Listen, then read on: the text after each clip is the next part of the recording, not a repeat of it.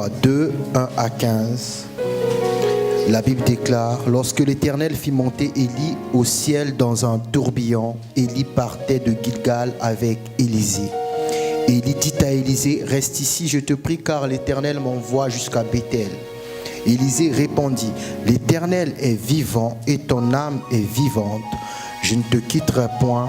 Et ils descendirent à Béthel. Les fils des prophètes qui étaient à Béthel sortirent vers Élisée et lui dirent, sais-tu que l'Éternel enlève aujourd'hui ton maître au-dessus de ta tête? Et il répondit, je le sais aussi, taisez-vous. Élie lui dit, Élisée, reste ici, je te prie, car l'Éternel m'envoie à Jéricho. Il répondit, l'Éternel est vivant et ton âme est vivante. Je ne te quitterai point. Et ils arrivèrent à Jéricho. Les fils des prophètes qui étaient à Jéricho s'approchèrent d'Élisée et lui dirent, sais-tu que l'Éternel enlève aujourd'hui ton maître au-dessus de ta tête? Et il répondit, je le sais aussi, taisez-vous.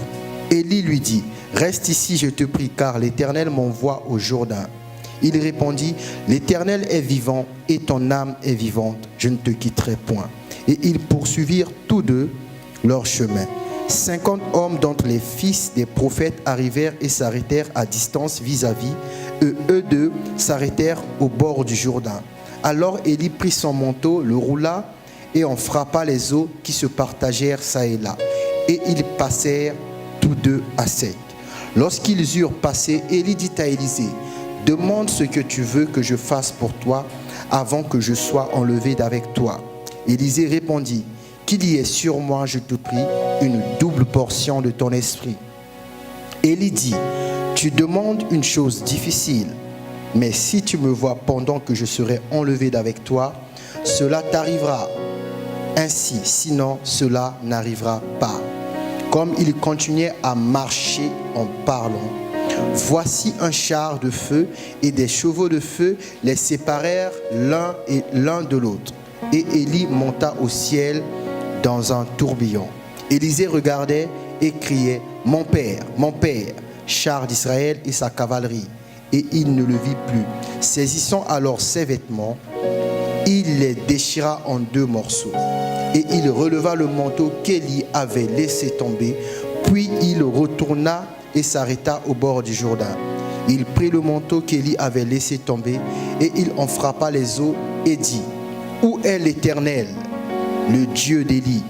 Lui aussi il frappa les eaux qui se partagèrent çà et là, et Élisée passa. Les fils des prophètes qui étaient à Jéricho vis-à-vis, l'ayant vu, dirent, l'esprit d'Élie repose sur Élisée. Et ils allèrent à sa rencontre et se prosternèrent contre terre devant lui. Je vais vous asseoir dans la sainte présence de Dieu.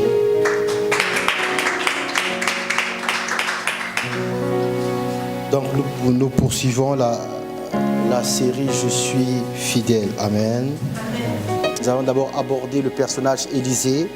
Je suis fidèle comme Élisée. Après nous sommes passés à l'école de Élisée. Amen. Donc ce matin nous poursuivons la série avec Élisée. Et le thème de ce matin ou le sujet que nous abordons ce matin, c'est sur le chemin de la destinée. Amen.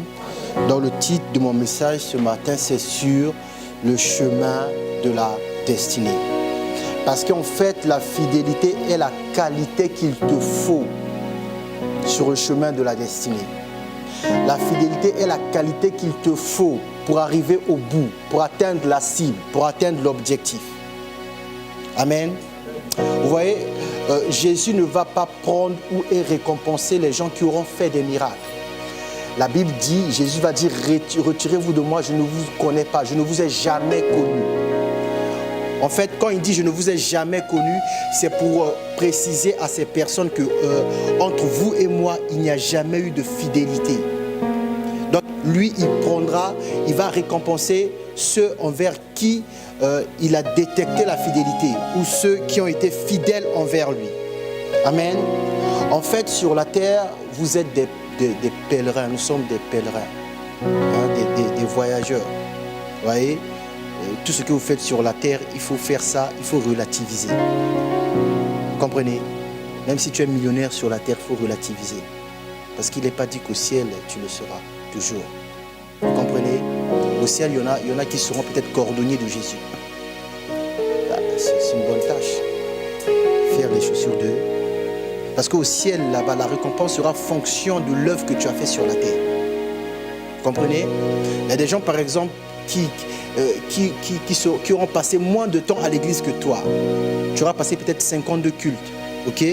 Il aura passé peut-être 4 cultes. Là, j'exagère. Mais il aura gagné au moins 20 âmes. Toi, 52 cultes, 0 âmes. Au ciel, là-bas, il sera riche. Toi, tu vas le regarder de loin. Vous comprenez? Donc, ce matin, nous parlons du sujet sur le chemin de la destinée. Quand vous lisez l'histoire d'Élisée que nous venons de lire, vous remarquez qu'en fait, ils étaient sur un chemin. Comprenez? Ils étaient sur le chemin de la destinée. Et sur le chemin de la destinée, Élie n'a pas voulu faire disqualifier Élisée, a voulu éprouver les sentiments d'Élisée. Vous comprenez? La première fois qu'il l'a rencontré, nous l'avons déjà vu, Dieu a dit, tu oindras Élisée comme prophète à ta place. Ok?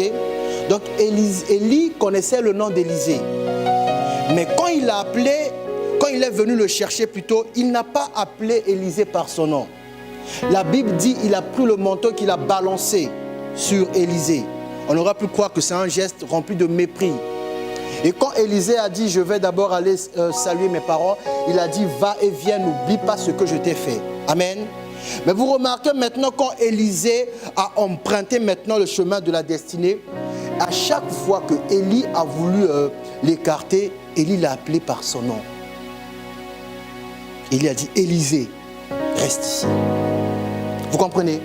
Pour aller prendre la personne et le mettre sur le bon chemin, il ne l'a pas appelé. Il est venu la balancer son manteau. Mais pour que la personne atteigne l'objectif, à un moment, il a voulu le dérouter. Il a commencé à l'appeler par son nom. Il a dit, Élisée, reste ici. Dieu m'envoie à Bethel. Élisée a dit, non, ça ne peut pas marcher comme ça. Arrivé à Bethel, reste ici. Dieu m'envoie à Jéricho. Arrivé à Jéricho, reste ici. Dieu m'envoie au Jourdain. Mais à chaque fois, il dit, Élisée, reste. Vous voyez, Élisée était sur le chemin de la destinée.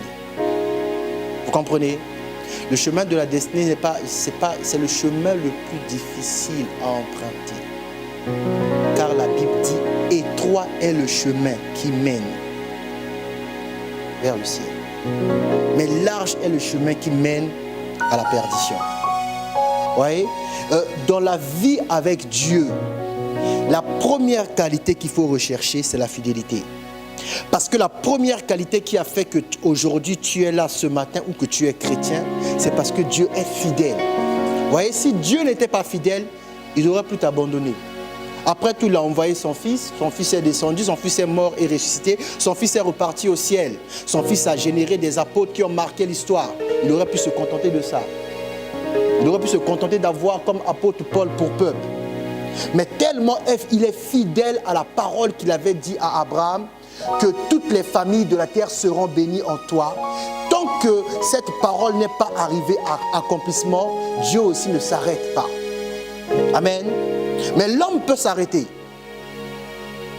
Vous comprenez? La fidélité est la qualité de Dieu. En tant qu'enfant de Dieu, la fidélité doit devenir ta qualité. Amen. Mais avant qu'elle ne devienne qualité, il faut d'abord qu'elle soit vertu. Vous comprenez? Ne cherchez pas à ce que la fidélité devienne votre qualité si elle n'est pas encore devenue votre vertu. Pourquoi une vertu? Parce que la vertu, c'est quelque chose que l'on respecte, même si les conditions ne nous sont pas favorables. La terre était remplie de péchés, mais Dieu a décidé d'envoyer son Fils. Parce que là où il y a la vertu, il y a une conscience morale, il y a une obligation morale. Je vais prendre l'exemple d'obligation morale.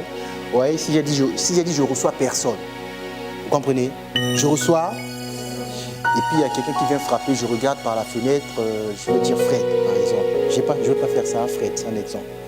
Je regarde Fred, je dis, j'ai dit je reçois personne. J'ai dit je reçois, je ne le reçois pas aussi. Parce que j'ai dit je reçois, mais si après, 5 minutes après, Mimi vient frapper. Alors que j'ai dit je ne reçois personne, quand je regarde, je vois que c'est Mimi, je dis ouvrez. Quelle est la différence entre Fred et Mimi? La différence, comme la fidélité est devenue une vertu. Donc, pour les gens qui ont manifesté une certaine fidélité à mon égard aussi, j'ai une obligation morale. Donc, même s'il y a une règle, je peux tordre la règle. Parce qu'il y a une obligation morale. Donc, quand vous cherchez Dieu et que vous n'avez pas développé cette notion d'obligation morale, vous allez quitter l'église. Vous voyez, c'est par obligation morale pour Dieu que je peux accepter que je peux aller à une église, il y a quelqu'un de bizarre qui prêche, mais je reste là. Parce que dans mon esprit, je sais que celui-ci m'a sauvé. Vous comprenez? Il y a 3 niveaux de crainte de Dieu. Il y a la crainte où tu as peur de mourir. Tu vas suivre Dieu. Vous comprenez? Quelqu'un qui a peur de... Ce n'est pas malhonnête. Hein. Tu as peur de l'enfer, tu peux suivre Dieu. En tout cas, tu as intérêt. Il y a la crainte où on a peur. Il y a un deuxième niveau, comment dire ça? On n'a plus peur. Ok? On est maintenant admiratif. On commence à craindre Dieu parce qu'on l'admire. Pourquoi? On a péché, il pardonne. On a péché, il pardonne. On a péché, il pardonne. On ne comprend pas. Mais comment cet homme peut pardonner tout le mal que j'ai fait? On commence à le craindre encore plus. Vous comprenez? On commence à le craindre encore plus. Est-ce que vous me comprenez? Il y a une 3e niveau de crainte où je commence à faire ce que Dieu me demande parce qu'il est fidèle. J'ai tellement vu qu'il était fidèle, j'ai été rempli dans mon cœur par un sentiment d'être aussi fidèle. En fait, le 3e degré de crainte de Dieu, on appelle ça l'amour. Vous voyez? Toute personne, vous remarquerez quand un homme choisit sa femme, une femme choisit son homme, il n'est pas question d'abord d'être belle.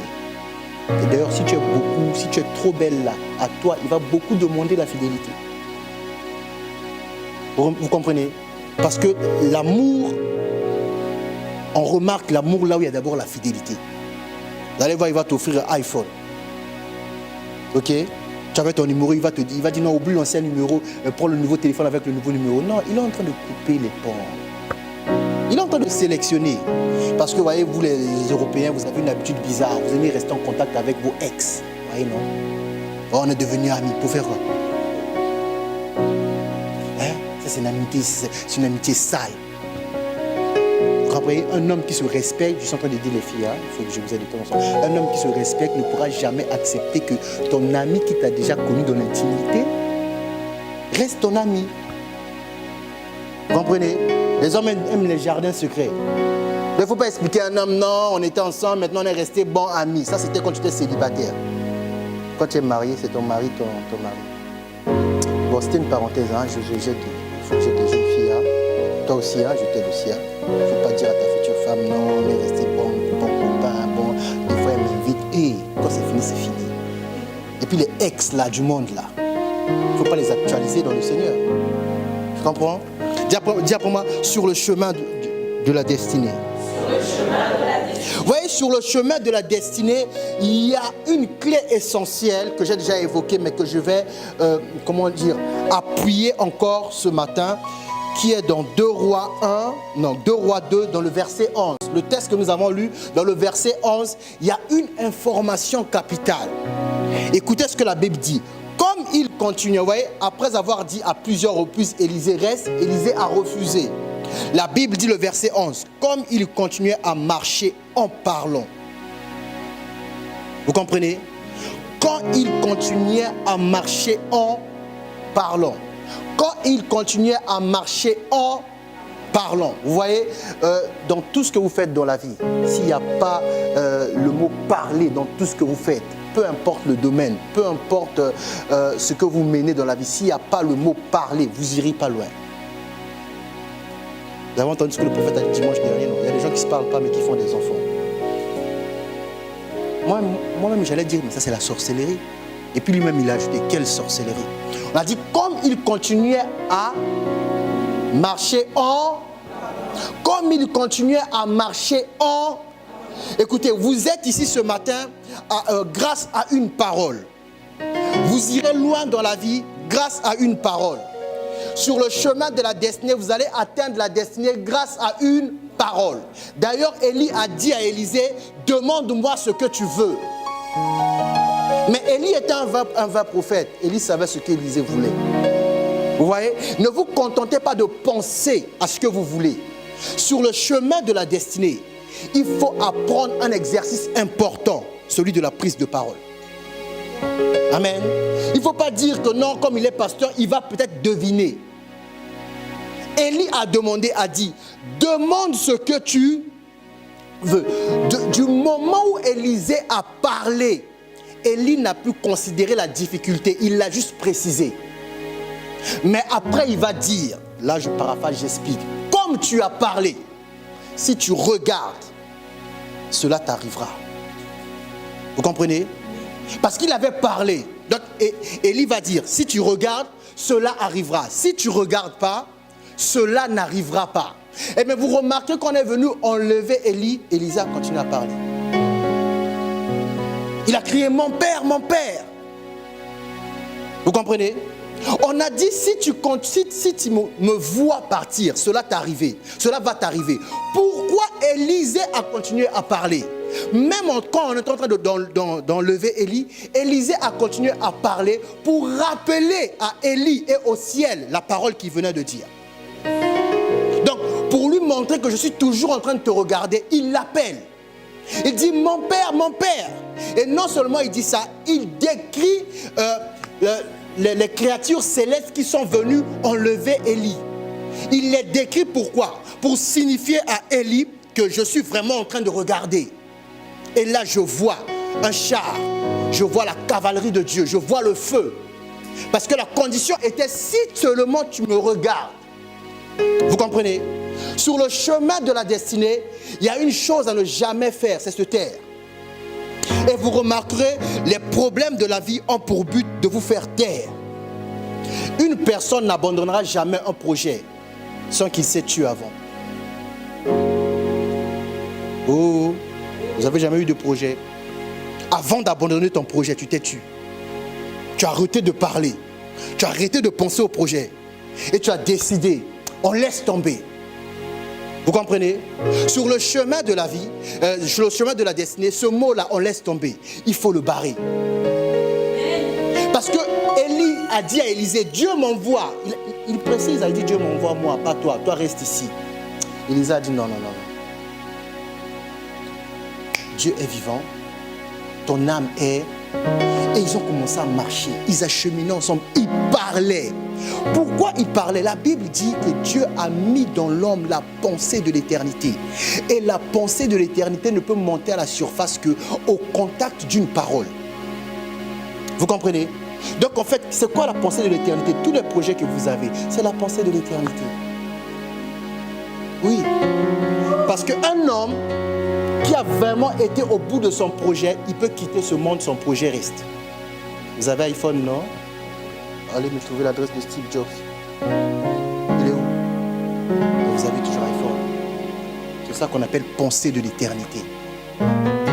Un projet, même si tu n'es pas là, qui restera.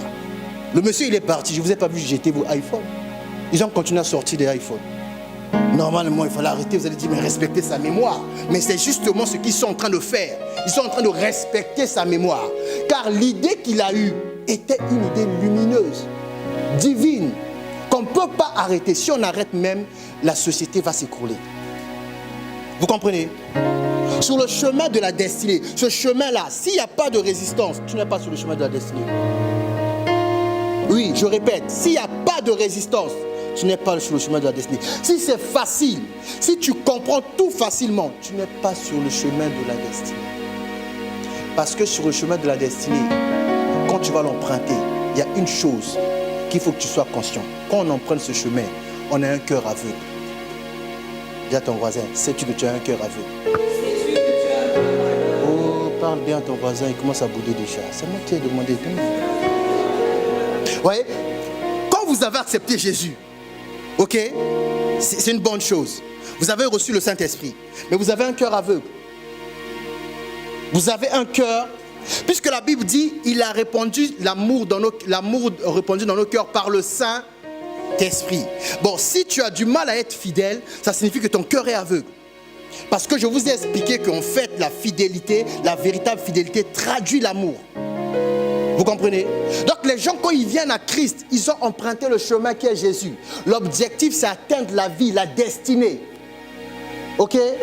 Mais ils ont le cœur aveugle. Ils ont le cœur.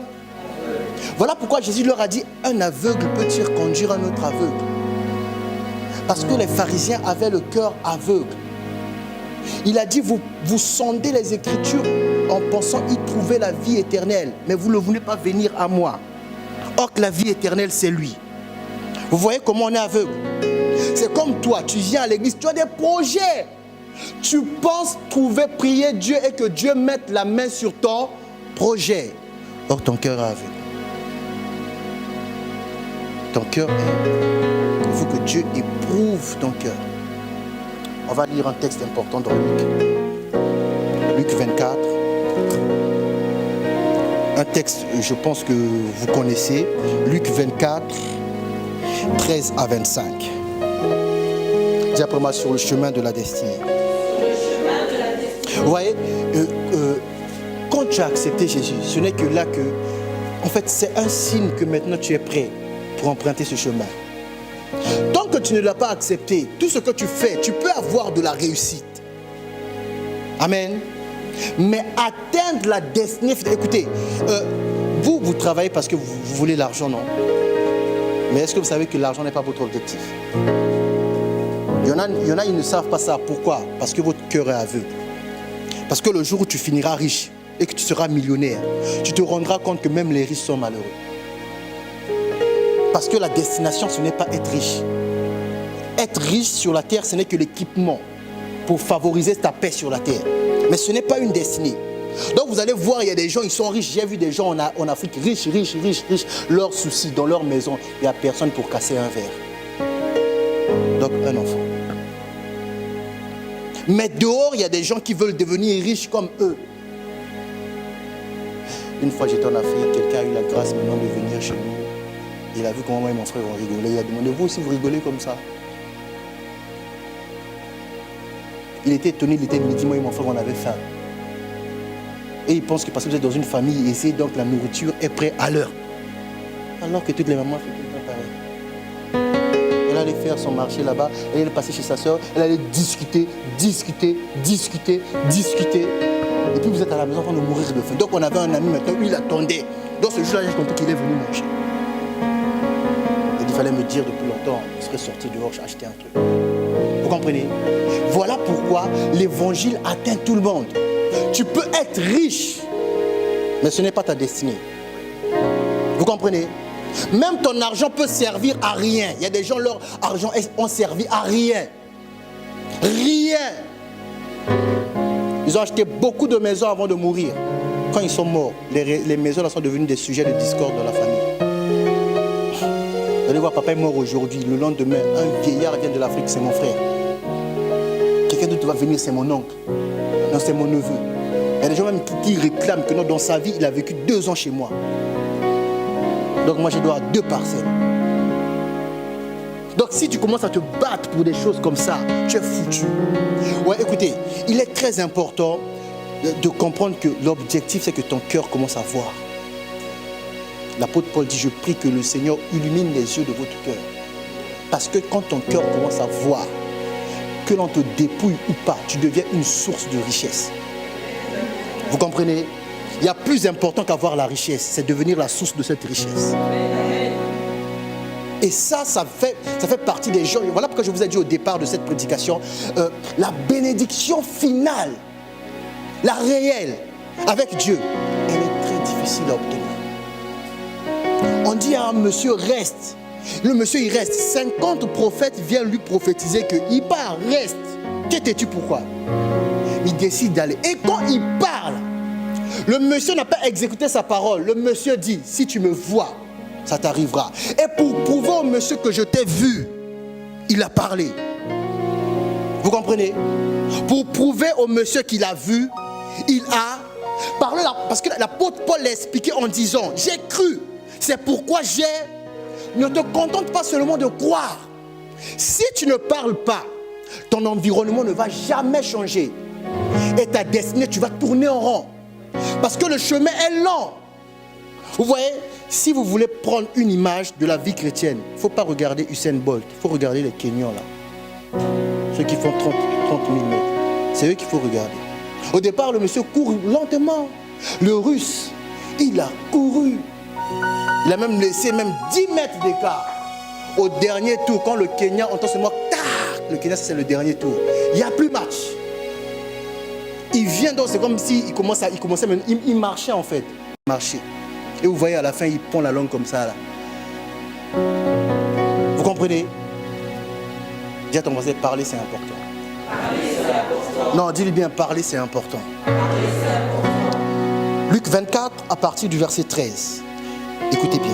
Et voici ce même jour, 2 disciples allaient à un village. Ils faisaient quoi? Donc ils marchaient. Ils ont emprunté un chemin. Amen. Nommé Emmaüs, éloigné de Jérusalem de 60 stades.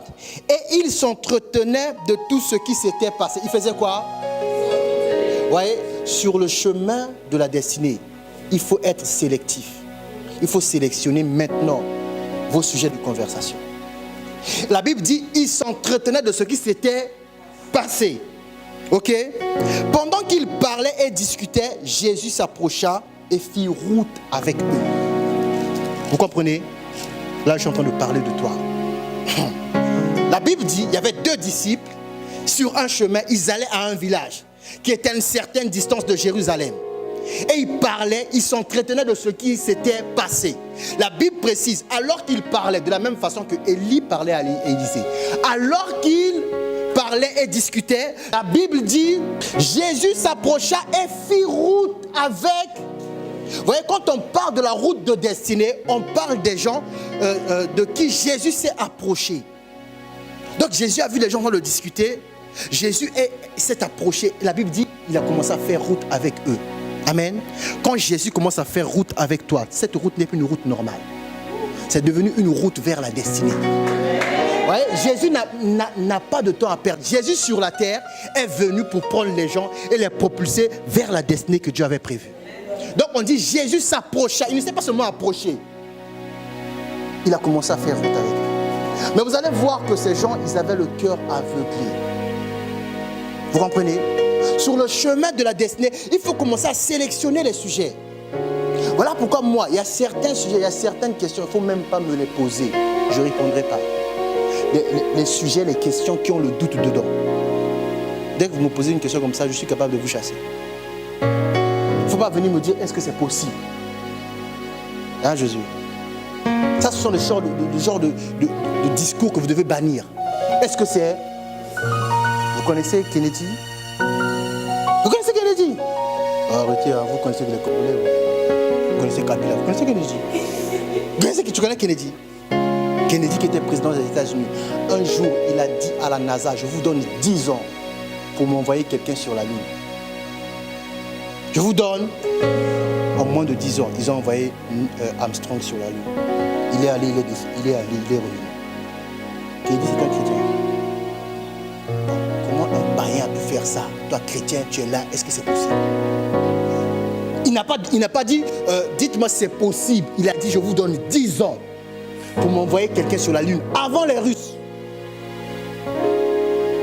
Et l'histoire dit que Neil Armstrong est allé. Il est descendu. Vous comprenez? Il n'a pas permis de dire, est-ce que c'est possible? Est-ce que c'est... Il a donné, c'est-à-dire, si on avait atteint les 10 ans, il allait les virer. Vous comprenez? Donc, quand il s'est approché, ils avaient un discours, mais quand il est venu, il a donné une direction. Quand il a donné une direction, on a suivi la direction. Et puis un homme est allé au ciel, a mis le drapeau des États-Unis. Il est descendu sur la terre. Depuis là, toutes les nations sont complexées. Donc quand vous parlez avec eux, ils disent que nous, on était les premiers. Vous comprenez? Donc il y a 2 personnes qui discutaient. Jésus s'approcha et la Bible dit, il fit route avec. Verset 16. Mais leurs yeux étaient empêchés de le reconnaître. Vous comprenez? Leurs yeux étaient empêchés de le... Question. Qu'est-ce qui fait que leurs yeux étaient empêchés de le reconnaître? Quand on dit leurs yeux étaient empêchés de le reconnaître, ça veut dire le cœur était aveugle. Mais ma question est, qu'est-ce qui fait que leurs yeux étaient empêchés de le reconnaître? Le sujet de conversation. Vous comprenez? Le sujet de conversation qu'ils avaient a fait qu'ils n'ont pas pu reconnaître, a fait que leur cœur, leurs yeux étaient empêchés de le... on va lire, vous allez comprendre c'était quoi le sujet de conversation en question. Tu peux venir à l'église, adorer Dieu, prier Dieu, chercher Dieu, parler de Dieu, mais tout ce que tu fais là t'empêche de reconnaître Jésus qui s'est approché. Vous comprenez? On va continuer, sois attentif. Verset 16. Mais leurs yeux étaient empêchés de le reconnaître. Il leur dit, de quoi vous entretenez-vous en marchant pour que vous soyez tout tristes? Vous comprenez? Sur le chemin de la destinée, quand vous commencez à marcher avec Jésus vers Dieu, ne soyez jamais triste. Parce que la tristesse va vous entraîner à rentrer dans votre cœur et à ressasser le passé. Voilà pourquoi la Bible a commencé dans le verset 13. Ils s'entretenaient de ce qui s'était passé. Donc eux, ils ont décidé dans leur cœur de rester à hier. Alors qu'aujourd'hui, Jésus est venu. Vous comprenez? Écoutez, verset 18. L'un des nommés Cléopas, ça c'est un nom qu'il ne faut pas donner à vos enfants. Ton enfant sera aveugle, tu comprendras pas pourquoi. L'un d'eux nommé Cléopas lui répondit, es-tu le seul qui, séjournant à Jérusalem, ne sache pas ce qui est arrivé ces jours-ci? Vous voyez, il est en train de dire à Jésus, mais hier là, tu n'es pas au courant de ce qui s'est passé hier. Il dit, es-tu le seul? Écoutez, Jésus, vraiment, je suis impatient de le rencontrer. Il a le sens de l'humour. Hein. Quoi leur dit-il? Jésus demande quoi? Quoi leur dit-il? Écoutez, ils lui répondirent, là maintenant c'est les deux. Vous voyez que les deux avaient le même état d'esprit. Ils lui répondirent ce qui est arrivé au sujet de Jésus de Nazareth. Waouh! Ils sont en train de raconter à Jésus l'histoire de Jésus. Vous comprenez? C'est l'erreur que beaucoup font quand ils viennent à l'église. Oh Seigneur, n'as-tu pas vu qu'on était là-bas? Comme tu as fait là-bas, ne peux-tu pas faire aujourd'hui comme tu as fait là-bas? Mais Jésus, mais il est malade celui-là. Ce que j'ai fait là-bas, je sais que je l'ai fait. Ce que j'ai fait hier, je peux le reproduire aujourd'hui. Donc demande à Jésus qui te traite avec toi aujourd'hui. Ne lui rappelle pas ce que tu as fait hier. Parce qu'à chaque jour suffit sa peine. Vous comprenez? Si vous prenez une révélation, vous commencez à utiliser tout le temps. Vous avez décidé de rester dans le passé. Et cette révélation devient votre doctrine.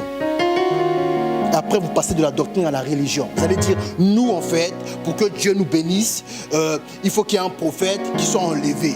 Donc vous allez chercher les prophètes que Dieu veut enlever. C'est fini, Dieu ne fera plus ça. Si tu veux qu'un prophète, si tu vas trouver un prophète, tu dis, je cherche l'onction, je veux que Dieu t'enlève, après tu laisses ton manteau tomber. Le prophète va te taper. Parce qu'actuellement, là, pour enlever quelqu'un sur la terre, il doit mourir. Donc le prophète va dire, regardez-moi celui-là, il veut ma mort.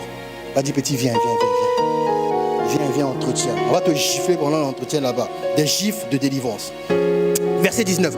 Quoi leur dit-il? Ils lui répondirent, ce qui est arrivé au sujet de Jésus de Nazareth. Vous voyez, ils sont précis.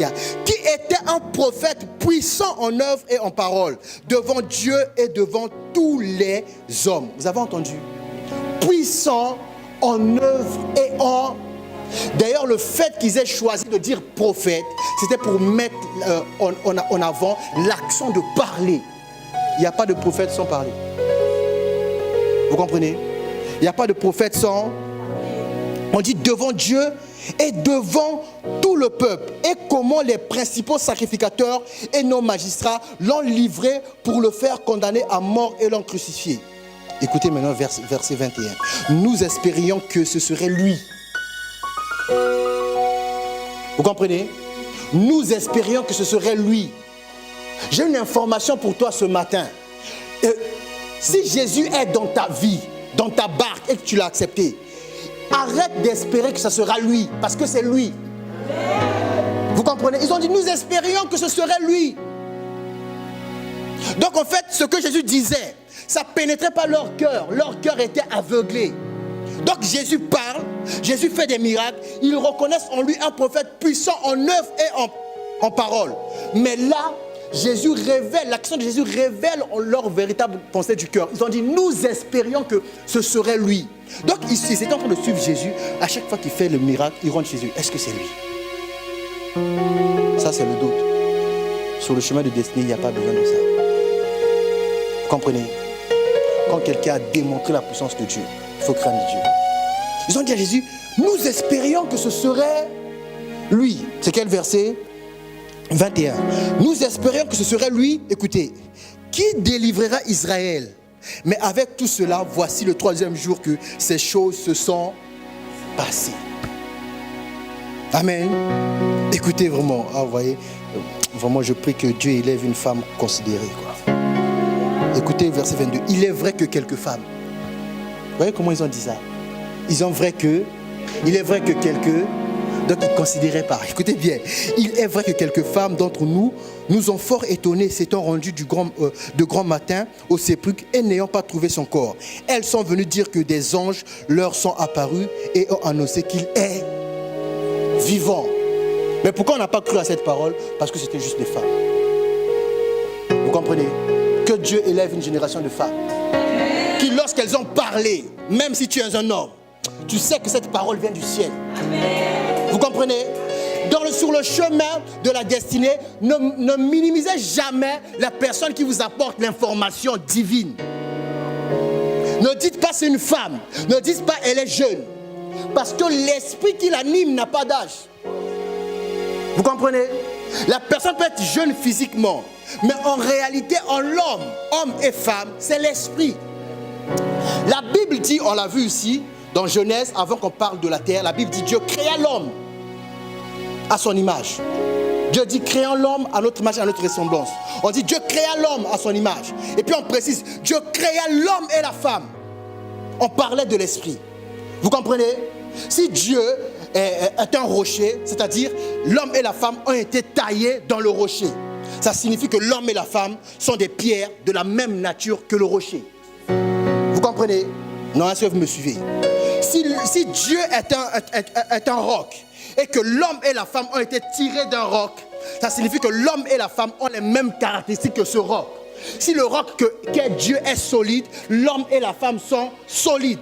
Si tu considères comme les hommes au niveau du sexe, parce que quand on dit Dieu dit créons l'homme à notre image afin qu'il domine, on dit Dieu a créé l'homme et il créa l'homme et la femme à son image. On n'était pas sur la terre, on était au ciel. Vous comprenez? Le sexe c'est sur la terre. Oh, il faut comprendre ce que je dis. Le sexe c'est sûr. Voilà pourquoi on a posé une équation à Jésus. On a dit, mais elle était mariée à tel monsieur. Le monsieur est mort, le petit frère a pris. Le monsieur est mort, le petit frère a pris. À la résurrection, elle sera la femme de qui Jésus a révélé. Jésus a dit, non, au ciel, il n'y a pas de mari, de femme. Là-bas, il n'y a pas de question de sexe. Voilà pourquoi vous voulez profiter sur la terre. Dis à ton voisin, il faut doser. Oh, il faut dire bien, vous dites avec un visage comme ça, il y a quoi? Il faut doser. Ok? J'étais quel verset? 24. Écoutez 24. Quelques-uns de ceux qui étaient avec nous sont allés au sépulcre et ils ont trouvé les choses comme les femmes l'avaient dit. Mais lui, ils ne l'ont point vu. Ils ont trouvé les choses comme les femmes l'avaient, mais juste parce que c'est des femmes, ils n'ont pas considéré. Quand Dieu vient parler à quelqu'un, Dieu vient parler à cette personne en tant que messager. Dieu n'en a que faire si dans votre génération, on n'écoute pas les femmes. Vous comprenez? Sur le chemin de la destinée, il faut avoir l'esprit d'un révolutionnaire. Si vous voulez, vous n'avez pas l'esprit de quelqu'un qui apporte une révolution, vous allez vous ranger. Le monde aime les gens qui se rangent. D'ailleurs, toutes les remarques qu'on vous fait, c'est parce que vous avez commencé à déranger. Le monde aime que, voilà, c'est la génération, comment on appelle ça là? Cuissarde. Si tout le monde met les cuissards et toi tu mets sandales, même si tu viens en voiture, tu vas voir, on va mal te regarder. Viens en sandales. Vous comprenez? Ils ont dit, il y a quelques-uns sont allés voir comme les femmes avaient dit. Écoutez, il n'y a pas un chemin de destinée où tu ne pourras pas rencontrer une femme. Vous êtes là? La Bible dit, créons l'homme à notre image, afin qu'il domine. Et la Bible dit, Dieu créa l'homme à son image. Virgule, Dieu créa l'homme et la femme. Plus tard, sur la terre, quand on a manifesté l'homme, le conseil s'est réuni. La Bible dit, Dieu dit, il n'est pas bon que l'homme soit seul. Vous comprenez? Il n'est pas bon que l'homme soit. Faisons-lui une aide semblable à. Vous comprenez? Le prophète Élie, dont je suis en train de parler, qu'il a été enlevé avant, pour pouvoir faire le chemin jusqu'à Élisée, Dieu l'a envoyé rencontrer une femme qu'on appelle la veuve de Sarepta. Sinon, Élie le prophète allait mourir de faim et de soif. La Bible dit, Dieu l'a dit, va à Sarepta, une femme, une veuve va te nourrir. Vous comprenez? Donc vous femmes qui êtes assises ici, il faut commencer à changer votre mentalité. Ne vous limitez pas aux gens qui sont capables de procréer. Quand on a dit dominer, ce n'est pas seulement faire des enfants. Même ton idée est un enfant. Et je te précise déjà que ton idée peut rester en vie plus longtemps que ton enfant. Et oui, quand vous prenez par exemple une bouteille de vin, vous allez voir c'est marqué depuis 1800 quelque chose. Depuis 1800, vous allez voir vin, depuis producteur de vin depuis 1889. Vous ne verrez jamais aujourd'hui quelqu'un qui est né en 1889 être vivant. Tous ceux qui sont nés à partir de la personne qui avait eu l'idée sont morts. Mais l'idée de la personne vit encore. Et jusqu'aujourd'hui, la famille de cette personne vit de génération en génération grâce à une idée qui vit encore. Vous comprenez? Vous n'avez jamais remarqué qu'une femme peut attraper quelqu'un qui le trompe sans même preuve? Vous n'avez jamais remarqué ça? Les femmes ont cette capacité. Ma copine, quoi ma chérie? Je crois qu'il me trompe. Ah, tu as trouvé SMS? Non. Tu as trouvé billet de parking? Non. Tu as trouvé billet d'hôtel? Non. Tu as trouvé ticket de parking? Non. Hier, il était où? Avec moi. Avant-hier, il était où? Avec moi.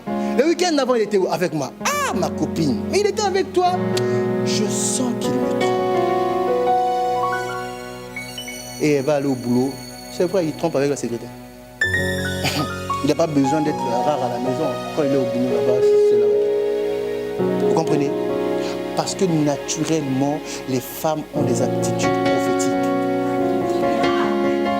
Vous comprenez? Il ne faut pas utiliser ça pour aller faire des querelles. Ah, tu as pris mon mari, on va voir. Non! Naturellement, les femmes ont les aptitudes prophétiques. Vous comprenez? Même quand Dieu a chassé Adam, la Bible dit Dieu chassa l'homme. La Bible n'a pas dit Ève a pris son chemin.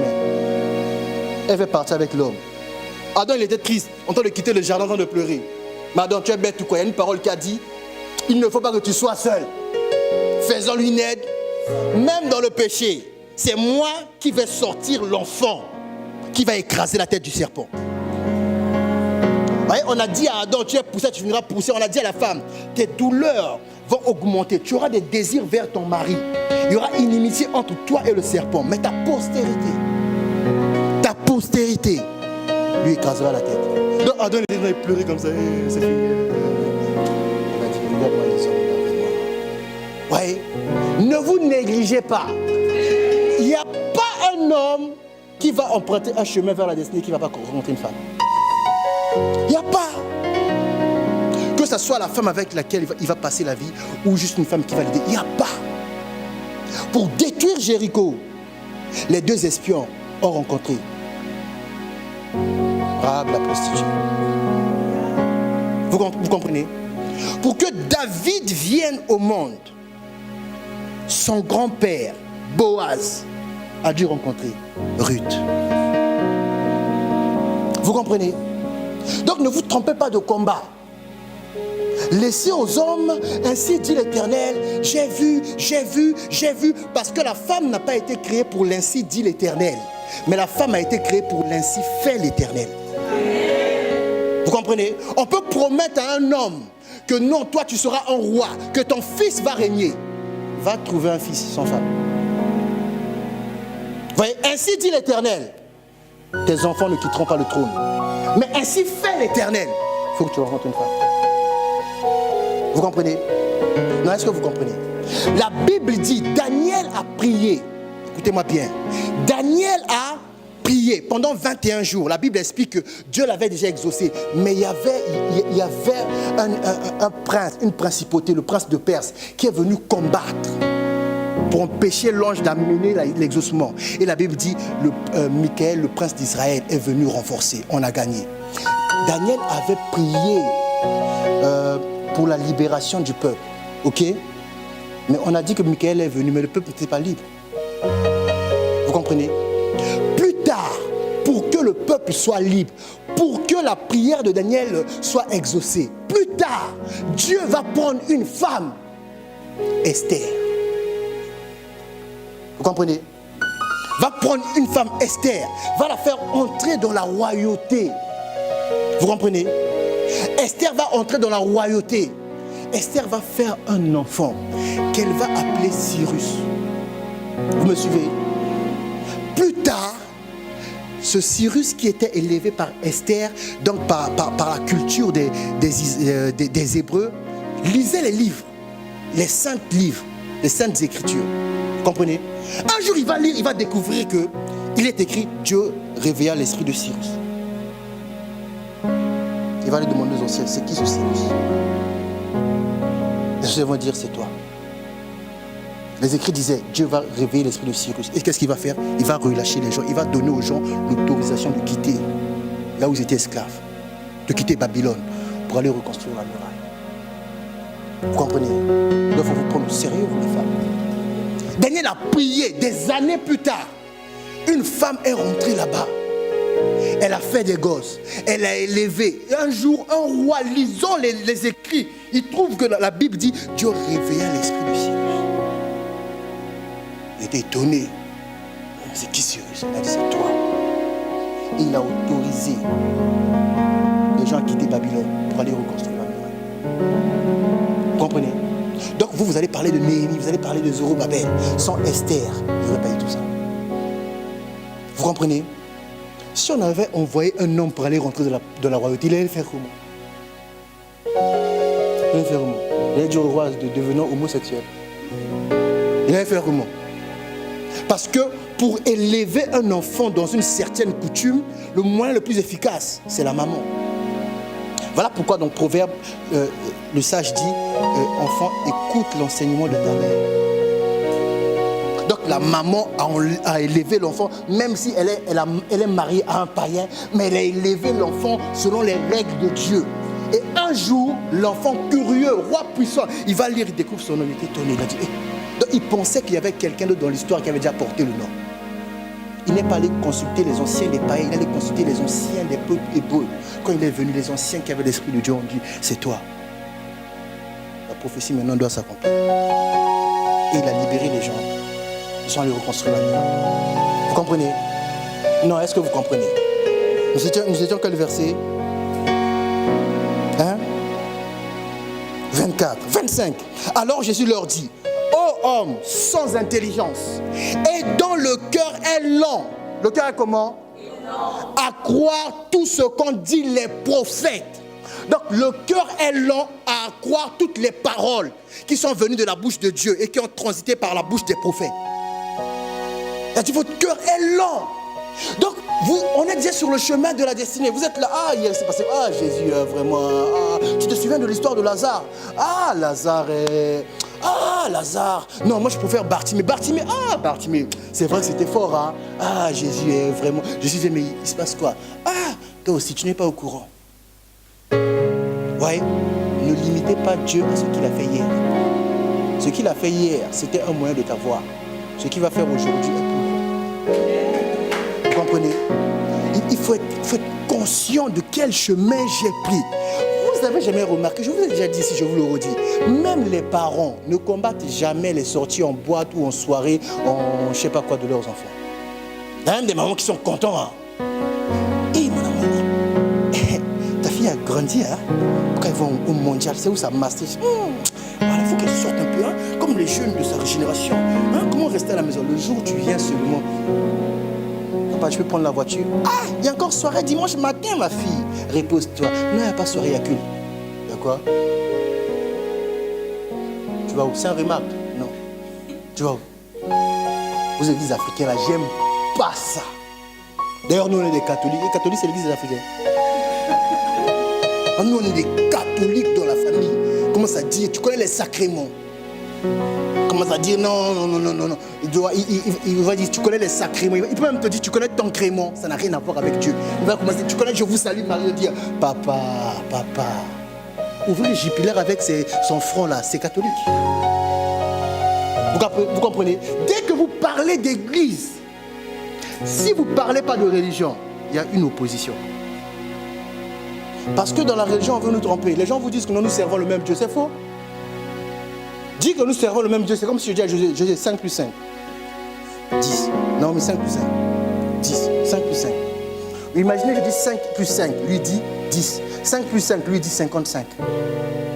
5 et 5, c'est 55. Mais imaginez maintenant, je dis, votre réponse, c'est la bonne réponse.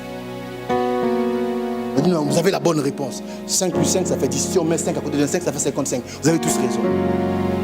Et si j'encadre votre enfant en mathématiques, il faut me virer. Si cette vérité est faux naturellement, spirituellement, ça peut être vrai.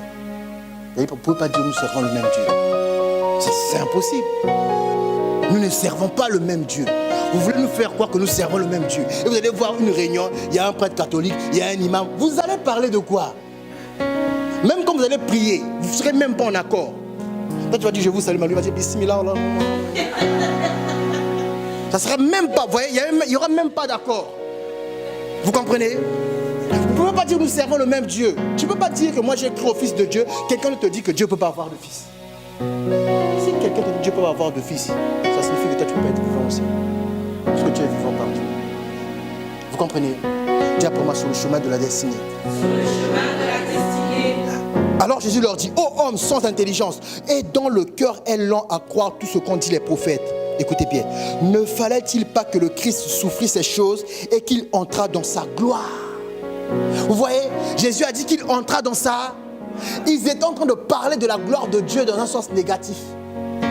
Parce qu'ils pensent que la gloire de Dieu, c'est de régler leurs problèmes. Or, la gloire de Dieu, c'est de t'emmener à la destination. Vous comprenez? Et dit, oh la Bible, écoutez bien, verset 27. Et commençons par Moïse et par tous les prophètes, il leur expliqua dans toutes les Écritures ce qui le concernait. Donc, il a pris à partir de Moïse jusqu'à Jean-Baptiste. Il a commencé à parler. Vous comprenez? Exactement la même chose que Élie faisait à Élisée. Quand la Bible dit, il continuait en parlant. Vous voyez? Sur le chemin de la destinée, si tu n'as pas un truc pour noter, prie Dieu d'avoir une bonne mémoire. Parce qu'il y a des informations que tu vas avoir. Si tu n'as pas une bonne mémoire et que tu n'as pas noté, tu n'iras pas loin. Ils étaient avec Jésus. Vous voyez, la Bible utilise un mot plus profond. À partir de Moïse jusqu'à tous les prophètes, il a commencé à expliquer. Il a commencé à... En fait, il était en train d'ouvrir leurs yeux, les yeux de leur cœur. Un cœur lent. On te dit une révélation lundi, tu le comprends dans 3 mois. Dans la Bible dit, Jésus commençait à expliquer pour ranimer ce cœur. Le cœur est lent, mais rempli de paroles inutiles. Ils étaient tristes. Alors que Jésus voit ça comme la gloire du Fils de Dieu. Vous comprenez? Sur le chemin de destinée, il faut qu'on te parle, il faut que tu écoutes. Parce que c'est la méthode de Dieu pour maintenir ton cœur éveillé et rapide, vif. Vous comprenez? Voilà pourquoi il y a un seul truc qu'il faut garder, c'est le cœur. Hein, Jésus? Même si tu n'as pas de labello, le cœur, il faut garder. Oui, c'est le cœur qu'il faut garder. Si ton cœur est lent, une révélation ne viendra pas être pour toi comme un choc. Il y a des gens, tu peux prêcher, tu as parlé d'eux. Ils n'ont aucune réaction. Ça veut dire, elle n'est pas possédée. Le cœur est lent, les yeux sont fermés. Donc quand tu l'amènes maintenant le bureau, tu sais que je parlais de toi. Ah bon? Dites-moi encore, dites-moi ça encore. Parce que moi je sais que Dieu utilise des gens qui prient. Moi je ne prie pas. Tu es malade. Tu es malade. Tu es malade. Vous comprenez? Ce n'est pas parce que tu ne pries pas que Dieu va changer son plan. Donc quand on te parle, c'est même pour t'inciter à prier. Il ne faut pas dire non, moi je ne prie pas. Est-ce que Dieu peut me choisir? Dieu ne peut pas te choisir parce qu'il t'a déjà choisi. Vous comprenez? Ne vous posez pas des questions en retard comme ces gens-là. Ils disent à Jésus, oh, tu n'es pas au courant. Jésus était étonné. Et quelqu'un est en train de m'expliquer, moi, son Saint-Esprit. Il a dit, oh, homme, regardez, homme sans intelligence. Vous voyez, la véritable intelligence est d'abord la compréhension des paroles de Dieu. Vous voyez, écoutez bien, on a dit à Ève, ta postérité écrasera la tête du serpent. Vous comprenez? Ève ne s'est pas arrêtée à là, Ève ne s'est pas tuée. Quand elle a mis au monde Caïn, elle a parlé. Quand elle a mis au monde Abel, elle a parlé. Parce qu'elle sait, il n'y a qu'une parole qui peut perpétrer le règne de la parole de Dieu. Donc quand Caïn a tué Abel et que Dieu a chassé Caïn, Ève était triste. Mais quand Ève a mis au monde Seth, Ève a encore parlé. Et elle a dit, Dieu m'a donné un enfant à la place de Abel. Comprenez? Or la Bible dit que Abel le juste. Jésus dit, vous avez fait couler le sang des prophètes depuis Abel. Donc pour Jésus, Abel est un prophète. Quel acte prophétique il a fait? Il avait donné des bons sacrifices à Dieu, agréables. Donc quand Ève a dit que Dieu m'a donné un enfant Seth à la place d'Abel, cette parole a fait de Seth la personne qui va craindre Dieu et qui va poursuivre ce qu'Abel avait commencé. Donc on dit que Seth avait Enoch. Enoch a été enlevé. Et on dit que c'est à compter de là qu'on a commencé à adorer Dieu. Et plus tard, quand on descend, il y a eu Noé. Quand on descend, il y a eu Abraham. Pourquoi? La femme, quand elle a mis au monde, elle a parlé. Vous comprenez? Donc ce que tu fais, il faut parler. Ne dis pas que j'ai fait mon projet, je vais maintenant voir si ça va grandir. Fais grandir ton projet. Parle. Les gens parlent même aux plantes. Ça ne vous enseigne pas? J'ai déjà vu quelqu'un dans la boulangerie, dans une pharmacie, parler à une plante. J'ai déjà vu, on était visiter une salle, la personne a dit depuis qu'on est ici, la plante est ici. Et puis elle a commencé à parler à la plante. Ça doit t'enseigner ça. Toi tu crois qu'il est question d'arroser. Va acheter une plante vivante, arrose. Si tu ne parles pas, on va voir. Vous parlez à vos chats, non? Hein, Dora? Vous parlez à vos chats, non? On va dire les paroles inutiles. Mais il comprend quand même. Vous comprenez? Il a commencé à expliquer des Écritures. Écoutez 28. Lorsqu'ils furent près du village, lorsqu'ils furent près de la destination, de la destinée. Écoutez, lorsqu'ils furent près du village où ils allaient, il parut vouloir aller plus loin. Ok? On parle de qui là? Ça c'est Jésus. La Bible dit quand ils sont arrivés près de la destination, Jésus parut vouloir aller plus sur le chemin de la destinée. Ce n'est pas à vous de décider le point final. Vous comprenez? Vous avez un objectif, mais Jésus veut aller plus loin. Il va s'arrêter à votre objectif. Pourquoi? Parce que vous avez décidé de vous arrêter. Mais lui, il veut aller plus loin. Voilà pourquoi la Bible dit, il donne au-delà de ce que nous demandons ou pensons. Comme ils arrivaient près de la destination, Jésus dans son cœur, il a dit non, j'ai expliqué, mais on dirait que ce n'est pas trop ça. Bon, leur destination c'est là, mais ils sont capables que je les amène là-bas. Vous comprenez? Vous allez lire ce qu'ils ont fait. Allez voir.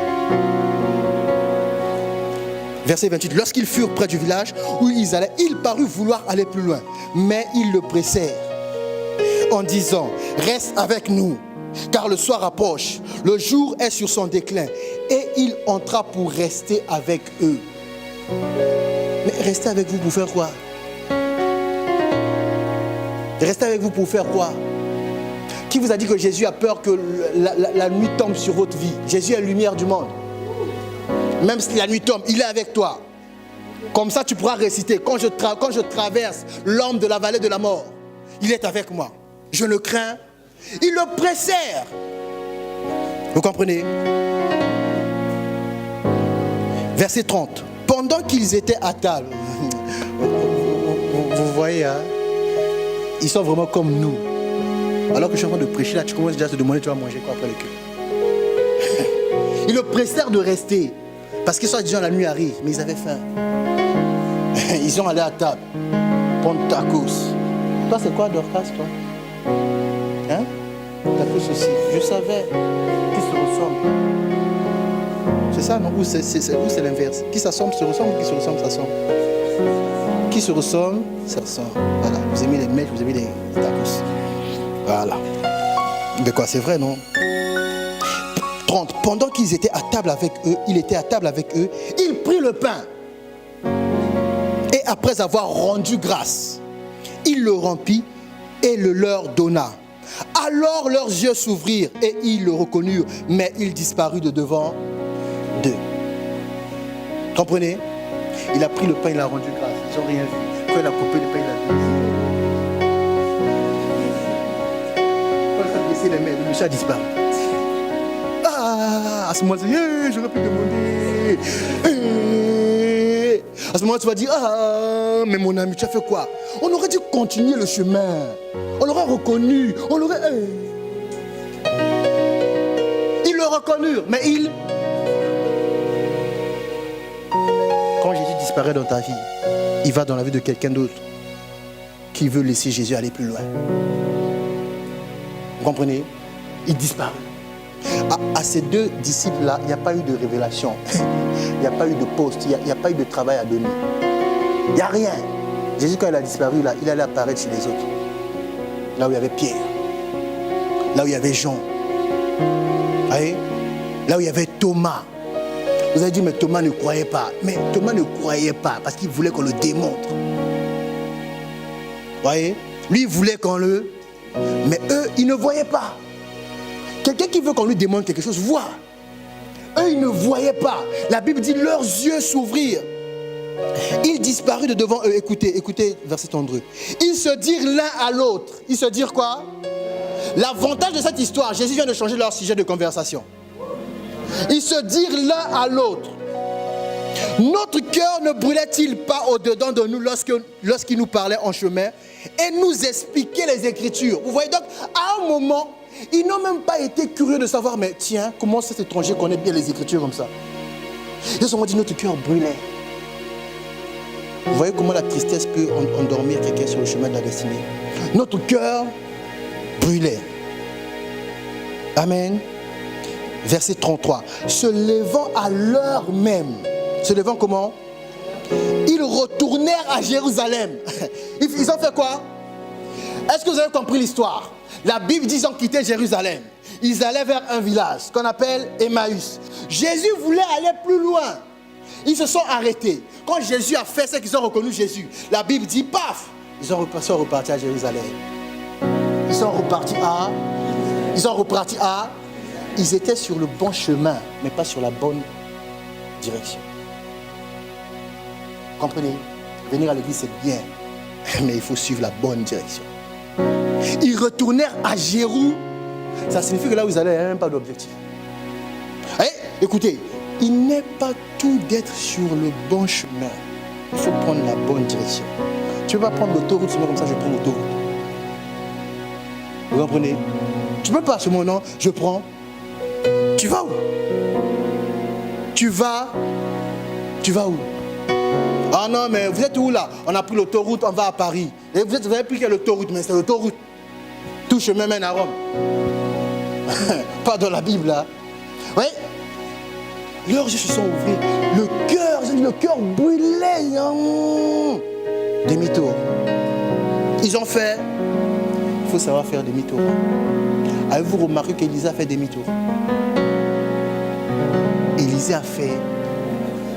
Quand Élie a scindé le Jourdain, ils sont passés, ça s'est remis. Donc lui à son tour aussi, il a scindé, ça s'est écarté. Il fallait qu'il reparte là-bas. Comprenez? Élisée savait, ce n'était pas sa destination. C'était la destination de Élie. Mais lui, sa direction, c'est le sens inverse. Vous avez compris? Quand tu as reçu quelque chose à l'église, toi tu commences maintenant à rester là. Tu veux rester là. Quand même tu viens à l'église là, s'il y avait moyen qu'un hélicoptère vienne te déposer, tu aurais pris l'hélicoptère. Tu ne veux même plus marcher dans Verviers. Non. Écoutez, quand tu viens à l'église là, tu es comme Élisée. Tu es venu recevoir quelque chose. En tant que fidèle de Dieu, maintenant il faut repartir dans le sens inverse. Il faut aller les ramasser. Il faut aller les contraindre. La Bible dit, Jésus dit, le maître a dit, sortez dans les rues, allez dans les places publiques, prenez moi-même les estropiés, les boiteux, ramenez-les à la fête. Vous comprenez? Donc il ne faut pas aller, puis tu as réussi, puis les yeux, oui, la Bible dit, leurs yeux se sont ouverts. Ils ont compris qu'on était dans la mauvaise direction. Jésus ne leur a pas dit repartez. Mais eux-mêmes, ils ont fait le chemin inverse. Vous comprenez? On était quel verset? 33. Se levant à l'heure même, ils retournèrent à Jérusalem et ils trouvèrent les 11 et ceux qui étaient avec eux assemblés. Vous voyez? Ça veut dire quoi? Ils avaient quitté l'église. Le pasteur est mort. Le pasteur on l'a crucifié. Ils ont abandonné. Donc même les paroles que Jésus a dit de Pierre, tu es Pierre, c'est Pierre, je bâtirai mon église, ils n'étaient plus là. Ils ont abandonné l'église.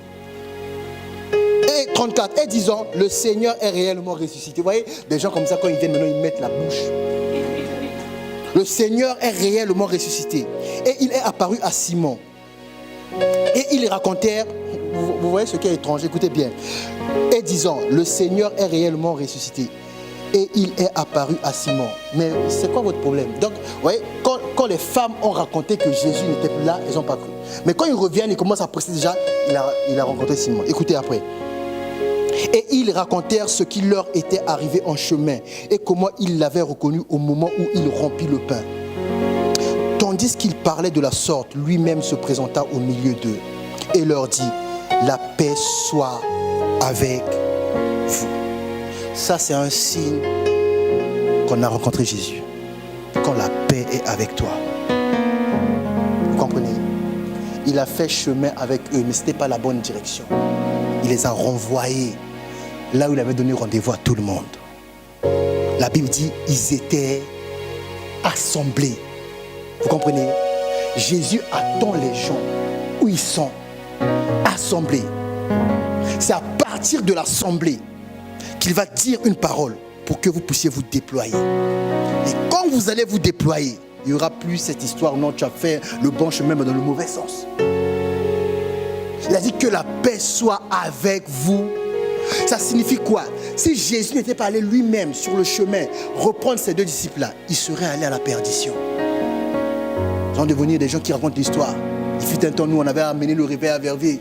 L'église était pleine, on s'en fout. Repart là où était Jésus. Donc Jésus est allé lui-même les chercher. Et quand ils sont repartis, ils ont trouvé les gens en assemblée. Là où Dieu déverse sa bénédiction. Les trouver en assemblée, qu'est-ce que ça veut dire? Ils sont repartis retrouver les fidèles de Dieu. Ils étaient fidèles. Donc pour se faire pardonner, le Seigneur est pas apparu à Simon. Nous aussi on a allé. Demande pardon et puis on prie seulement. Vous comprenez? Sur le chemin de la destinée, tout ce que j'ai dit là, c'est des choses que tu dois avoir à l'esprit. C'est des choses que tu vas avoir. Ne banalise jamais un messager de Dieu. Ne te banalise pas. Si ça se trouve, c'est toi. Arrêtez de vous regarder comme les gens vous regardent. Surtout les filles, hein, Jésus. Je te dis, c'est moi, t'es mignonne, toi. Ils ont envie de tomber. Ah, t'es sérieux? Tu peux aussi répondre, je le sais. Non? Oui, tu peux répondre, je le sais. Sur le chemin de la destinée, tu as besoin de la fidélité. Ce que Jésus a dit aujourd'hui, si tu ne l'as pas compris, c'est ton devoir, c'est ton travail d'aller chercher. Vous comprenez? Il ne faut pas abandonner vite. Mais Dieu est amour. Voilà pourquoi ce matin, il donne ce message. Donc même quand tu avais pris ton chemin avec ton copain ou ton voisin, ta copine, vous étiez en train de partir, Jésus lui-même est venu vous parler. Et quand il s'est révélé, toi-même, on ne leur a pas dit. Parce que le cœur de ceux qui appartiennent à Jésus va toujours les inciter au point de rencontre. Jésus n'a pas donné rendez-vous. Vous comprenez? Eux-mêmes, ils se sont levés à l'heure même. Il était la nuit. Ils ont dit à Jésus, on ne peut pas marcher la nuit, non? Ils ont marché pour repartir. Et quand ils sont repartis, dès qu'ils ont fini de dire leur histoire, la Bible dit, Jésus lui-même venu, que la paix soit avec vous tous. À ce moment-là, Seigneur, tu es vraiment mon Dieu. Assise-nous. Ils commençaient à aller ouvrir un magasin de Kabelo à Emmaüs. Ils voulaient aller ouvrir un salon de couture. à Emmaüs. Comment on dit ça? Bissap. Bar à Bissap, salon à Bissap. Vous voulez aller ouvrir ça à Emmaüs. Donc, Jésus, tu sais, on est mariés, le ministère c'est dur. Jésus dit non, que la paix soit avec nous. Vous comprenez? Si tu as atteint un objectif, tu n'es pas en paix. Je te précise que tu as atteint un point intermédiaire. Ce n'est pas l'objectif. Quand quelqu'un atteint, l'apôtre Paul pouvait savoir qu'il va mourir. Il a dit, j'ai achevé la course. J'ai combattu le bon combat. Maintenant, j'attends une couronne. Hé, Paul, toi sur la terre, oui. Parce que la paix était avec lui. Si tu avais un objectif que tu as atteint, tu n'as pas la paix. Ce n'était pas l'objectif. C'était intermédiaire. Vous comprenez? C'était intermédiaire. Moi, vous savez le mot palper. Palper, j'ai palpé le diplôme d'expert comptable comme ça. Je l'ai palpé comme ça. Je l'ai... Ça a glissé entre mes doigts. Quand j'ai commencé à prêcher l'évangile, j'ai oublié. Un jour, on était au Luxembourg. La société pour laquelle je travaillais en France m'a appelé pour me dire non, on a fait un procès à l'État français. On a gagné. Donc, toi, tu vas recommencer le travail. Viens. J'ai regardé les maîtres. Salut les maîtres. On fait quoi? Tu peux appeler. J'ai dit, je ne viens pas. J'ai entendu le Seigneur me dire, il faut démissionner. Parce que tant que tu as un contrat là-bas, c'est comme si ton cœur est encore là-bas. Tu peux l'être. J'ai envoyé. Vous comprenez? Un jour, j'allume mon numéro français. Il y a des gens vraiment, quand le diable veut te détourner, il faut être persévérant. J'allume mon numéro français. Il y avait un message sur le répondeur de la préfecture. La préfecture, c'est comme vous, tous les étrangers. En France, on appelle ça préfecture. Ils m'ont appelé pour me dire que le papier est prêt. Je ne sais même pas s'il y a des étrangers qu'on appelle. Je ne sais même pas où ils ont eu mon numéro. On est bien sur le téléphone des messieurs au corps. Oui, j'écoute bien. Oui, on peut vous dire que votre pièce d'identité numéro est maintenant disponible. Venez vous présenter au guichet de la préfecture. Je vais te dire, c'est quoi ça? Je l'ai dit ça. Je ne suis pas allé. Ah ben, il y a plus que le papier. Dans la vie des hommes que tu vas restaurer par l'évangile. Vous voyez, ça c'était ma réelle destinée. Est-ce qu'il y a expert comptable là? J'allais m'enrichir, mais alors? Ça c'était ma réelle destinée. Mais j'ai eu des problèmes quand j'ai commencé à prêcher. J'ai eu des problèmes, j'aurais pu dire à la femme, bon, ça fait juste après une semaine.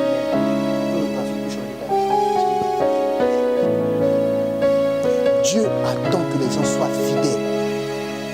Vous comprenez? Dieu attend que les gens soient fidèles. Il y a une destinée. Écoutez, quand je dis ça, il ne faut pas commencer à dire ah, maintenant moi je fais les études, maintenant je vais finir comme après les études, je vais aussi prêcher. Je n'ai pas dit ça. Ce n'est pas la méthode de Dieu. Dieu a déjà sacrifié quelqu'un pour ça. Vous avez l'avantage. Vous voyez? Dieu m'a déjà sacrifié, il ne peut pas sacrifier Nicole pour ça. Dieu a utilisé moi pour que vous, dans vos domaines là, vous allez réussir. Ah, Dieu ne peut pas sacrifier tout le monde comme ça. Dans une génération, il y a toujours quelqu'un qui doit être sacrifié. Mais vous, il faut comprendre, il faut être fidèle. Vous savez que Dieu paye? Non, vous dites que vous ne savez pas. Dieu paye, hein? Dieu, la fronde, il paye, Josué. Tu sais parler anglais, hein? Tu sais parler allemand, tu as parlé espagnol. Un jour, j'étais dans le bus, on m'a appelé comme ça. Virement. Ok. Je vais maintenant pour prendre le papier pour le virement. Je prends le papier, le monsieur me regarde. Donc, au total, 10 000 €. J'ai fait l'homme intègre, hein, l'homme bien éduqué, l'homme riche, quoi. J'ai l'habitude de ces montants-là. Ça fait 10 000 €. Vous avez entendu les gens? Mais au fond de moi, signe vite le papier. Signe vite le papier. Quand il a signé, devant tout le monde, je sais pas ce que j'ai dit. Ah, Seigneur, si j'étais congolais ce jour-là, sur le chemin là, vous comprenez? Dieu paie. Je vais vous raconter un témoignage, après je vais m'arrêter. Un homme est allé prêcher dans une ville. Il a prêché. Il a fait un service, comme le prophète a fait dimanche là-bas. Il a fait un service. C'était des dégâts terribles. Donc les gens, ils doivent être bénis. Le pasteur passe, dit, il faut bénir l'homme de Dieu pour ce qu'il a fait. Le pasteur qui a prêché était assis quelque part, il a l'œil. Quand il raconte cette histoire, il a dit, les gens qui sont venus mettre, j'ai compté moi-même, 15 personnes ont mis un billet de $100. 25 personnes ont mis un billet de 50. Je compte pas. Et puis quand il compte, il fait des calculs. Hein. Donc quand il a fini les calculs, il sait que quand on a dit bénissez l'homme de Dieu, il y avait au moins $3 600 dedans. Il a fait les calculs, des billets, hein, pas des pièces, des billets. Il a fait le calcul. Donc le soir, on ne lui donne pas son argent. Oh, mais tu avais dit bénissez l'homme de Dieu. Je comprends pas. Le lendemain, à l'aéroport, on ne lui donne pas son argent. Je comprends pas. Et quand on appelle les gens pour aller prendre l'avion, le pasteur fait, ah oui, tiens. Et lui, quand il a pris l'enveloppe, il dira, l'enveloppe, on dirait que ça avait fait un régime. L'enveloppe, il dit, il rentre maintenant dans l'avion. Ah, il savait déjà. Il ouvre $150. Tu as dit aux gens, bénissons l'homme de Dieu. Et tu as tout gardé. Il était fâché. Donc, il est descendu de l'avion, là. Quand il a vu le portrait qui est venu le chercher, il dit, ben, je ne suis pas ton père. Au moment de rentrer dans une voiture, une maman vient se moi. Pasteur, homme de Dieu, je ne te connais pas, tu ne me connais pas. Je suis dans l'intention de telle église. Dieu m'a dit de te dire, oublie ce qui s'est passé là-bas. Il oublie, hein. Il rentre dans la voiture, il fâche. On dit, on va à l'église. Il dit, non, chauffeur, passez d'abord chez moi avant d'aller à l'église. Ok? On passe chez lui, il rentre, il se change, il sort. Comme on sait déjà là où il habite, il y a toujours les gens qui viennent pour les gens qui sont bizarres là. Vous voyez que nous on est là pour prier. Oui, il y a des gens qui pensent ça. Donc la femme elle était devant la parcelle, en train d'attendre. Lui il sort, il dit, écoutez, là, vous pouvez éviter. Non. La femme ne ressemble à rien. La femme insiste. Elle dit 2 secondes là. La femme vient. Elle dit, pasteur, mon fils, avant de payer, il m'a donné l'argent. Dieu m'a dit de donner ta part. Maman, vous voyez les mamans, hein, comme maman Marie, la cache bien dans les pannes. Ils ont un système comme ça là. Grosse enveloppe. On lui donne. Il prend l'enveloppe. Il repart chez lui. Il dit, ça c'est des francs congolais. Il ouvre calmement. Il va le premier billet, $100. Va le deuxième billet, $100. Il voit que c'est des liasses donc, avec des élastiques. Il sort le premier là, que des $100. Il est assis, il compte jusqu'à la fin. 32 000 $. 32 000. Il a commencé à danser. Il a commencé à... Il est sorti, il a dit au chauffeur, va chercher ma femme au boulot. Aujourd'hui, elle a nul le quitte. Dieu l'a payé. Après, il donne un conseil à un jeune pasteur. Tu peux aller prêcher quelque part, mais tu vas te payer ailleurs. Amen. Le pasteur dit, Amen. Ramenez, Dieu paye. Le problème, il faut avoir à l'esprit, il y a toujours 2 saisons. La saison où tu sèmes, c'est là que tu souffres. Et la saison où tu récoltes. Mais si tu as sémé avec Dieu, tu vas pleurer à la saison de la récolte plus que la saison où tu semais. Tu vas pleurer, donc on va te consoler, tu ne comprendras pas. Un pasteur, Roland Dalo, il est allé prêcher dans une ville là-bas à Kinshasa. En prenant l'avion, Dieu lui dit, c'était la dernière prédication de la saison de semences. Dès que tu rentres dans l'avion, la saison de récolter commence. Il est allé là-bas piéter, il n'avait pas de voiture. Il a pris l'avion, il est sorti à Kinshasa. Et le même jour, on lui a donné 3 voitures. 3 personnes différentes. Il a dit, un est venu avec une Jeep, l'autre est venu avec Audi A6, l'autre est venu avec Mazda, je ne sais pas quoi. Le même jour. Donc il est rentré à la maison, il a commencé à pleurer. Dieu lui avait dit, dès que tu rentres dans l'avion, sache que la prédication que tu viens de faire, c'était la dernière prédication de la saison où tu sèmes. Maintenant, la saison de récolter. Le même jour, 3 voitures. Donc quelqu'un vient seulement comme ça, il parle. Afin après qu'il ait fini de parler, tu vois que la personne sort de la parcelle du pasteur. Il va au pasteur. Et il me dit, ah, j'avais oublié. Les clés sont dans la boîte à gants. Que Dieu te bénisse. Ah! Même là, ce jour-là, j'ai failli danser. Je pleurais des yeux et du nez. Vous comprenez? Tu n'abandonnes pas les gens. Dieu veut te trouver fidèle. J'ai beaucoup de témoignages comme ça. Vous savez pourquoi j'aime beaucoup ces témoignages? Je ne fais même pas exprès de les regarder. Dieu m'a fait une grâce. Quand je regarde la prédication de quelqu'un, il y a toujours un témoignage personnel. Au départ, je ne sais pas. Au départ, il va te dire je prêche sur la foi. Toi, tu ne sais pas qu'il va parler de ça. Il y a toujours. Donc j'ai compris que Dieu voulait me faire comprendre que quand tu es fidèle, même une fois il était au Kenya, à Nairobi là-bas, il n'y avait pas d'argent pour payer le loyer. Il y avait 5 mois de retard. Il devait sortir de la maison à 12h. Ce jour-là, à 12h, on l'a prévenu, on va venir le mettre dehors. Déjà, tu es Zayora. À l'époque, on les appelle Zayora. Vous avez déjà la réputation d'être voleur, escroc. En plus, dans un pays étranger, on va te chasser en anglais. Il dit le matin. C'était dans une résidence. Le matin, il est quand même allé prendre le petit déjeuner. Sa femme m'a dit, oh, on va nous chasser. Mais je lui ai dit, mais si je rajoute ça, ça fait quoi? On va nous chasser le tout. Il est allé prendre son petit déjeuner. Il est rentré à la maison. La femme était toujours là. Il a dit, il était 11h. Il est sorti dehors, il a le parc. Il va s'asseoir. Il est assis comme ça.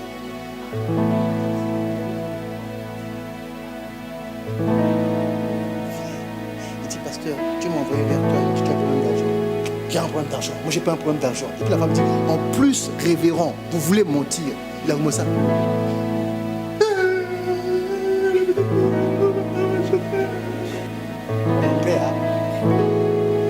la femme était une égyptienne, la femme l'a pris, la femme a pris les 5 mois, la femme l'a pris, elle est venue loger, la femme elle était diplomate, logée dans les quartiers des riches là-bas, jusqu'à la fin de son séjour. Donc il a dit à compter du lendemain, j'allais à l'école, l'institut biblique en voiture. Donc moi j'ai fait la chose. Révérend. Vous voyez?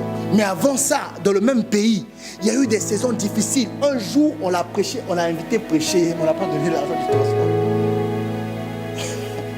Donc il avait l'argent du transport pour une personne. Mais la femme était excitée, la femme veut venir. Donc il a accepté. Donc quand le bus vient, il va pour négocier. Il dit, monsieur, ne regarde pas comment on est bien habillé, l'argent ne suffit pas. Le monsieur répond fort. Si l'argent ne suffit pas, pourquoi tu cherches à prendre un transport? Fort, hein? Tout le monde qui était à l'arrêt du bus a entendu. Devant sa femme, humiliation. Le bus a demandé, c'est parti. Oh non, il ne faut pas t'en faire. Toi, tu es un homme de destinée. Sa femme qui lui a dit, il ne faut pas t'en faire. Tu es un homme de destinée. Vous comprenez? Ils sont allés à pied prêcher. On ne l'a pas payé, il est reparti. Mais un jour, Dieu l'a payé. Dieu cherche des gens fidèles. Je cherche des gens fidèles. Dieu sait, la Bible dit, il est le rémunérateur de ceux qui le cherchent. Dieu connaît vos projets. Dieu connaît, tant que tu n'es pas prêt, il ne mettra pas l'argent dans ta poche. Parce que ça va te tuer. Dieu connaît. Quand j'avais une voiture à moi, j'ai mis Pasteur Vivette au volant. Calme avec les pédales. Tu fais quoi? Je me suis dit, mais moi aussi, c'est être amoureux. Qu'est-ce qui m'a pris? Après, j'ai expliqué. Après, il a commencé à avancer. Mais ce jour-là, j'ai dit, je ne vais pas la donner le clé de ma voiture. Je vais la prendre à conduire. Vous comprenez? Même si tu es héritier, tu es destiné à hériter du truc. On ne donne pas l'avion à un bébé. Il faut grandir. Vous comprenez? Dieu a besoin des gens fidèles parce que lui, il est fidèle. Il n'y a personne qui a cherché Dieu qui s'est perdu en route. J'ai beaucoup de témoignages. Même moi-même, j'ai vécu dans la maison d'une personne pendant une année. Ne payons pas le loyer, ne payons pas le gaz, ne payons pas l'eau, ne payons pas l'électricité, ne payons rien. Même les achats, les courses qu'on fait dans cette maison, on fait en fonction de mes goûts. Je suis arrivé dans la maison, les gens ils mangeaient africain à cause de moi. Ils ont un peu banni les trucs, vous voyez, non? À cause de moi. Dieu sait qui est fidèle et qui a décidé de le suivre. J'allais dans la maison d'un homme. Tant que moi je ne me sers pas, lui il ne mange pas. Un papa, donc je reste comme ça. Pasteur, servez-vous. Il dit, mais non papa, on dit, tu es chez toi, tu peux manger. Non, non, servez-vous. Hein, tu vas nous conduire dans la prière. Il me dit, mais tu sais prier. Non, non, non, servez-vous, servez-vous. Il dit, pasteur, tu peux aller ouvrir le frigo. J'ouvre le frigo, dans le frigo, et tous les jus qui sont dedans sont mes goûts. Un jour, il allait se plaindre à sa femme. En cachette, sa femme est venue dénoncer. Elle dit, dans cette maison, on ne mangera plus de beignets à cause de pasteur Simon. Hein? Si tu lui fais les cookies, fais-nous quand même les beignets, parce que moi j'aime les cookies. Donc elle me faisait les cookies, donc elle a remplacé les beignets par cookies. J'étais pas chez moi. Et puis sa femme est venue dénoncer, elle est venue, hein pasteur, vous me dire, maman, quand même un peu de beignets. Il faut faire les beignets après. C'est pas chez moi. Hein? Non, pasteur, le cookie c'est bien. Il dit, il faut faire le il faut faire le mais la pâte du coup, hein, pasteur, les cookies c'est parti. Oh, maman, il faut faire les beignets après. Commence à faire les beignets. Vous comprenez? Dieu paye. Il faut être fidèle. Je suis pétant parce que je vais être piéton. Hein. J'aurais pu prendre sa voiture. Je vais vous choquer. Son mari a pistonné. Il devait être dans un hôpital. Donc on parle aujourd'hui, là, il a été voir la responsable, il a dit elle peut commencer demain. On a donné le nom de l'hôpital, j'ai refusé, il a dit non, ma femme ne peut pas être là. Mais j'aurais pu accepter, elle aurait travaillé là-bas. Piston. Elle a dit, ah pasteur, sinon il y a là-bas, on peut la prendre, j'ai parlé là. J'ai dit, non, j'ai regardé là-bas, c'est l'hôpital, il y a des gens fous là-bas. Quand je vais prier pour elle, quand elle va rentrer là-bas, les gens vont tomber à côté. Laissez tomber. Mais piston, vrai piston, on n'est pas de la même famille. Hein. Le seul truc qu'il y a de commun entre nous, c'est sortir le nom de Jésus. Dieu paie. Il ne faut jamais dire non, je me retrouve comment à Verviers. Dieu sait comment tu t'es retrouvé à Verviers. Dieu n'en a pas fini avec toi. Vous comprenez? Il y a un chemin. Il veut aller au-delà. Il n'a pas fini avec... Si vous ne mettez pas foi en un Dieu qui fait l'impossible, j'ai déjà dit je vais donner un peu de témoignage. L'esprit me pousse à vous donner des témoignages. Un jour, il y a 25 ans, Dieu a dit au prophète Domingos, je te donne l'Europe. Je te donne. Il est au fond de Daloa là-bas. Vous comprenez? Un jour, je lui ai demandé, mais toi, Dieu t'avait dit dans l'Europe. Pourquoi tu es en Afrique? Il a rigolé, il a dit non, l'histoire. Mais moi-même, j'ai compris qu'en tant que son fils, c'est pour ça que je prêche en Europe. Vous comprenez?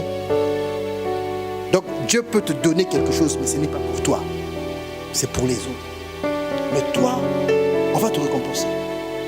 À chaque fois qu'il vient ici, on se débrouille toujours qu'il reparte avec une enveloppe bien. La dernière fois que je l'ai donné, il a eu des étoiles. Mais imaginez, il avait refusé maintenant d'aller en Afrique. Il a dit non, moi je reste en Europe, tu m'avais dit en Europe. On ne va pas se connaître. Vous comprenez? C'est quand il était en Afrique que son fils lui a dit, j'ai un autre fils en Belgique. Il a dit, moi j'ai un autre fils en Belgique, je ne le connais pas. Il a prié, Dieu a dit, va là-bas, c'est ton fils. Vous comprenez? Dieu est fidèle. Regardez-moi aujourd'hui, je vais aller en Afrique. Même si j'aime pas voyager. Je vais aller en Afrique. Vous comprenez? Moi j'ai vu une vidéo de Bishop. À l'époque, il n'était pas encore venu ici, je crois. Ça m'a fait mal au cœur. L'église à Daloa, on était en train de construire encore, ce n'était pas fini. Il a fait une vidéo pour lancer un appel. Je n'ai pas vu de réaction. Et quand il met ces clips-là, il a dit, soutenez les frères d'Abidjan, ils ont fait ça eux-mêmes. Soutenez les frères, ça va bientôt finir. Soutenez les frères, un petit geste, envoyez de l'argent. Vous voyez que Dieu lui fait gagner du temps. Mais nous, comme maman a dit, on a envoyé. Donc quand ils reçoivent là-bas, ils se disent, on a une adresse en Belgique. Dieu paye. Vous comprenez? Tu comprends, livre? Ça va? Dieu t'a dit quelque chose, il faut dire. Parler nous est salutaire. Parler. Il y a certains d'entre vous, je les ai reçus dans le bureau, m'ont parlé de leur projet. Jusqu'aujourd'hui, je parle sur votre projet. Parce que parler, il y a une chose spéciale avec les paroles. Vous ne savez pas quand ça prend place. Vous ne savez pas quand ça prend L'année dernière, c'était en avril là que tu es parti à Abidjan. En avril, je suis venu ici, je priais, je me suis rendu compte, vous êtes à Abidjan. Je me suis dit, waouh. Parce qu'un jour, Dieu m'a dit, toi, tu vas aller prêcher partout. J'ai posé la question à Dieu, parce que moi, je pose des questions. Moi, je vais aller prêcher partout. Oui, moi, oui. Mais qui me connaît à part ma femme? J'ai posé une question, j'ai dit, qui me connaît? Il n'a pas répondu. Personne ne me connaissait. Donc, quand j'ai dit, Abidjan me connaît déjà. Donc, un jour, je vais aller là-bas. On m'a dit, vous voyez, Dieu m'a dit une parole, je ne sais pas comment ça allait se faire. J'ai dit, mais personne ne me connaît. Mais l'année dernière, je me suis rendu compte, il est à Abidjan. Donc, il va se présenter, il va parler de son amour. Donc, quand je vais aller là-bas, il y a déjà des gens qui me connaissent. Il ne faut pas minimiser les effets de la parole. Dieu est maître de sa parole. Il sait comment faire. D'ailleurs, le prophète, pour taquiner sa fille, il a dit, mon fils vient à Côte d'Ivoire.